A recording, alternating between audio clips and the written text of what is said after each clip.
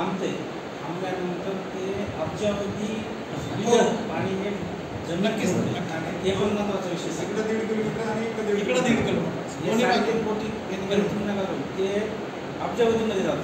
ते वाहतं पाणी साचत नाही, त्याचं मोज वापस करतोय. आणि जर पाणी जर थांबलं तर ते पर्क्युलेशन होतं. पर्क्युलेट झालं ना ते पाणी आपल्यासाठी खूप महत्त्वाचं आहे. वरचं तर आहेच आहे, जे पाणी जमिनीमध्ये साचणार आहे ते आपल्यासाठी वर्ल्ड बँकेचं काम करणार आहे. नक्कीच लक्षात घ्या, ते पण डोक्यात ठेवा. त्याच्यानंतर आता पाणी पाऊस पडल्यानंतर तिथं जमलं तर बांबूची झाडं लावा सगळ्या त्या मातीवर. बांबू लावण्याचा फायदा काय होतो, तर ती माती पकडून ठेवते आणि पाणी परत जमिनीमध्ये हे करतो. त्याच्यामुळे थोडंसं त्या पद्धतीने करा. आम्ही येतो 100% आमची काय मिळतात. आणि सेकंड गोष्ट, मला तिथं काही अडचण आली असेल त्या ठिकाणी कधी अर्ध्या रात्री कोणताच मी येऊ नये.